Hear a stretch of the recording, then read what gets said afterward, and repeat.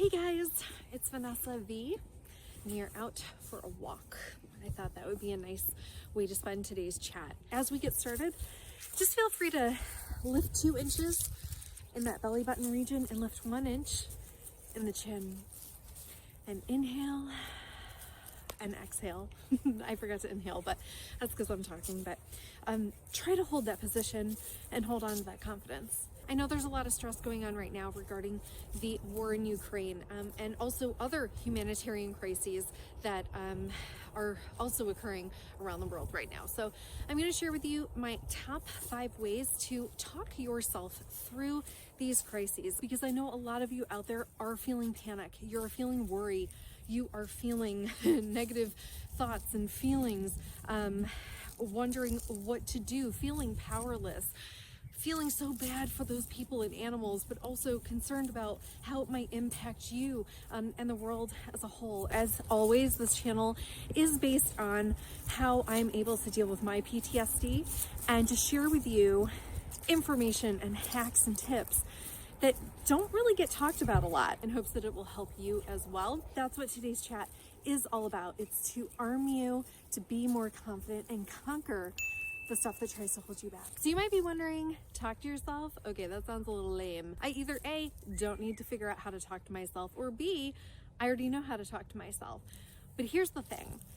I have found, at least for me, when it comes to freaking out and overwhelming emotions, that it can actually be really hard, especially when we're panicking, to be able to actually talk to ourselves when we are going through certain things that feel super disorienting or upsetting, or we feel tangled up in. And to figure out how to actually do that in a way that works for you, in a way that's customized to you, can actually hand over a lot of power to you. And so that's why I want to share this with you today. So let's get to it. The first thing to help remind yourself is to ground and get more in touch with that rational thinking part of you. And I know that kind of sounds a little boring. It can also seem a little bit scary, because your brain might be like, I don't want to ground. I want to focus on what's happening. And I'm also feeling a lot of things. And those feelings, those are accurately reflecting the situation. And I don't want to get out of that. I need to follow that and buy into it, right? And a lot of times when we don't know to stop, drop that trust in that worry and that trust in our emotions, and talk to ourselves in a way that is from a place of control instead of from a place of emotional dialogue that tends to be pretty negative when it comes to this stuff. When you're able to do that, that can actually help you not only calm down, relax, reground, feel more like you, your best you, but it can also cut that survival mode that you're probably in, and also help you to rationally think and therefore make better, more balanced decisions that can then actually help to keep you safe. So that's gonna set you up for the second thing, which is to remind yourself to acknowledge what's going on, acknowledge how you're feeling, the thoughts you're having, the points of views that you're having, the source of the feelings that you have, the source of the problem, which I know for a lot of you is like, well, I don't need to do that. I have felt that way for myself in the past as well, where it's like, I don't need to acknowledge, I already know what it is. But the act of voicing it, or jotting it down, journaling it out, venting it out to someone like we've talked about before, that can actually cut that survival mode, cut that panic, help you to feel less disoriented. And that can help calm your brain down and help it to feel less surrounded by imminent danger, because you're acknowledging what it is, you know where it is, you know the source, and that can actually help you find the solutions a lot faster. One last thing when it comes to acknowledgement is it helps us to acknowledge the guilt that you may feel over the blessings that you might be experiencing, knowing how so many other people and animals are not able to experience that as you are.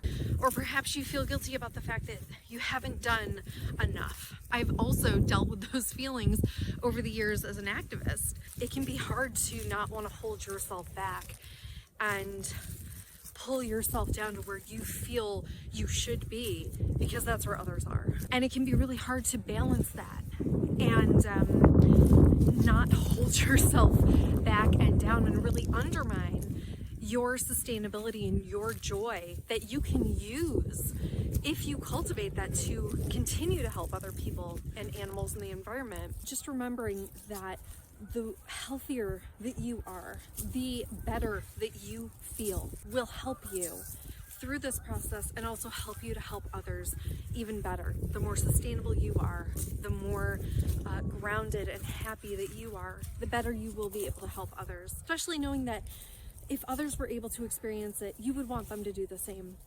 And most likely, because of everything that you've been through, you deserve and need things that help you to stay sustainable and help you to stay buoyant. Guilt can be so heavy. And if you are feeling weighed down, that won't help anyone. So increasing your gratitude for what you are able to experience, what you're able to have, truly appreciating it, reminding yourself to critically think, reminding yourself to check how you're feeling, check your sources, and make sure that what you are experiencing in here is reflective as best as possible the actual reality of what's happening around you and in the world. Asking yourself, am I catastrophizing right now? Is my brain magnifying the situation beyond the scope of what I know? And if so, what can I do about that?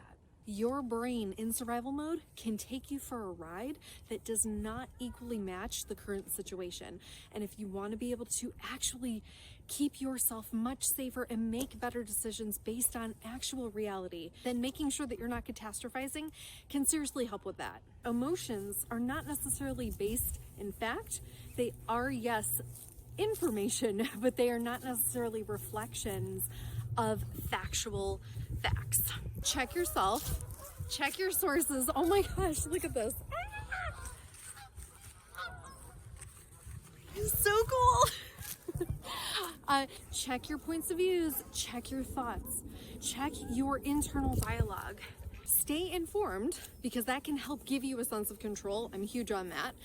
I definitely am the kind of person that if I'm hit with anything overwhelming, I need to know everything about it. That way I feel like there are no unknowns. It helps calm my brain down. I know not everyone's like that, but it can help you to have more information. That way you can make clearer decisions based on actual reality to the best of your knowledge, and it can help you to calm down, not wondering, and your brain not wondering, what is it that you don't know? What is it that can jump out and scare you, basically? And that leads me into number 4, which is to take breaks. Allow yourself some distance. It is making sure that you are not vicariously causing trauma to yourself by saturating yourself with the situation, especially if you have a history of trauma like me. Really making sure that you protect your peace, you protect your brain, because as we've talked about, your brain, it is so hard for it to understand and distinguish between imagination and reality. And when we see things in the movies, on TV, when we imagine them, our brain so easily and so often thinks that that's actually happening.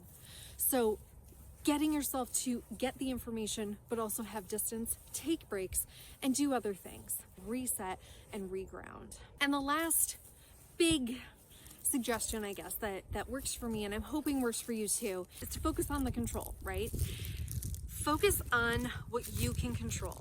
If you've been with me on this journey, or you've been through a lot of positive, helpful therapy, and you've learned a lot of tools, that can help you in this situation. Focus on that. Focus on further cultivating those tools to help you to conquer all the stuff that's trying to hold you back. A lot of this channel has to do with arming you with tools to help you feel more in control and to help you feel more confident in situations just like this. Whether they're personal crises that you're going through or global crises that you're facing or that you're aware of. Reminding yourself that you are in fact safe. Walking through that safety check hack that we talked about a couple of weeks ago.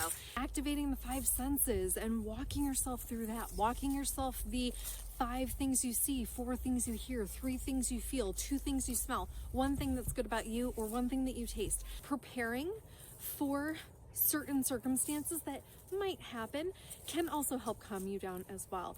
I'm not saying that I personally think that they will happen, but when we prepare either up here or certain things that we might buy or spend our time doing in order to prepare for whatever it is that you might be afraid of occurring can also help calm you down, even if those things never happen. And the last thing is to focus on how you can help others, because I know so many of you want to and you don't know what to do, or you want to avoid it, just like a lot of other crises that happen around the world, because you feel as though what you do won't matter, or you won't be able to save everyone and it's too horrible to think about. I'm going to compartmentalize that and not do anything, right? You tend to feel frozen and powerless. But there are things that you can do, and I'm going to link below some links to help you take some action, do your part to not only help the people in Ukraine and the animals in Ukraine, but to help other people and animals around the world as well. Share the love, be the love. Mwah. A few honorable mentions.